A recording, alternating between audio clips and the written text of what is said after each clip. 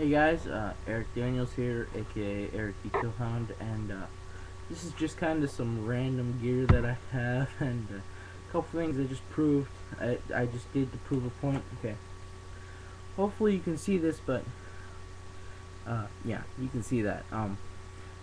The band that goes around this face mask is a Tippmann band. So this is a Tippmann mask. However,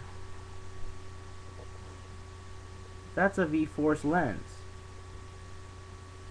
Now, the reason I did this, Tippmann lens, V-Force goggles. Okay. I changed the lenses from these two. They're exactly the same mask, except for this mask has the hard padded foam, and this mask has the gray, soft foam. Same masks, but one's Tippmann, one's V-Force. I don't know. Anyways, and right here I have one of my Scott masks. Actually, I think this is the best mask besides my Tippmann mask. Even without the Tippmann mask, this is the best mask I have that isn't a thermal. Takes the longest for this one to fog up. I don't think I've actually ever had this one fog up, except for I had this fog up one time, and that was in a 2-hour long game. Where I was in my ghillie suit in the Arkansas summer, so it's like 90 degrees outside. I'm sweating like crazy because I'm in a ghillie suit too, laying in a fort plus a pile of leaves, wearing this, and this fogged up about an hour and a half through. Nobody was around at the time, so I took it off, cleaned it out, and it didn't fog up for the rest of the game. So this is definitely the best mask I have that isn't a thermal. Yeah, I'm kind of sick right now, but I don't have anything else to do, so guess I'll make YouTube videos. But anyways, yeah, this is a Scott.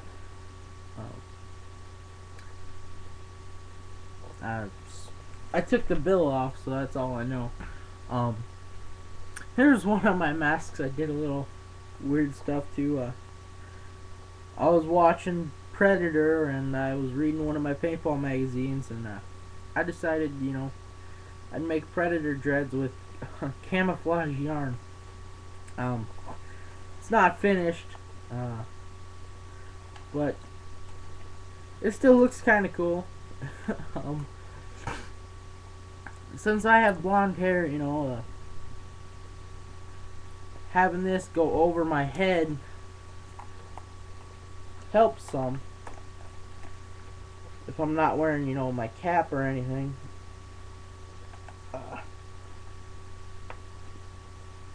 Flip this over, and it doesn't stay all the way over, but it helps some. I don't have it finished yet, so but yeah, this is just a JT. I got this when I bought my TAC 5. And don't say I bought a crappy gun, because what I upgraded from to the TAC 5, I upgraded from a view loader Orion. So and I was kind of stuck. I was stuck in Arkansas, where there weren't really any pro shops anywhere near me. So I was pretty much limited to woods ball guns. So I bought a view loader Orion, then I switched up to the TAC 5, which is now my dad's rocket launcher, because I made a deal with him. He could have the TAC 5 if he would help me and pay the rest for my 98 custom that I got. And pretty much after that, I've been buying all my guns myself. Except I got an SP1 last Christmas. I paid for half of it, but that is like the greatest woods ball gun I have ever seen, and the only gun I've always paid for at least part of all my paintball guns and gear I've ever got, unless it was for something like a gift for like my birthday or Christmas. That's the only time, because I mean pretty much everything I do is paintball. I couldn't care less about a lot of other stuff. But if you've seen any of my other videos, I do some sniper play quite a bit, and because my team is it's a sniper cover fire oriented team, so I end up playing back, which we refer to as sniper because it's woods ball. I end up playing back as a cover fire, but also as a sniper because I have one of the best. I am the best marksman on my team. But so the mask I have is this is a JT. I believe it's a Force Flex. Now I bought this at Walmart. Big mistake.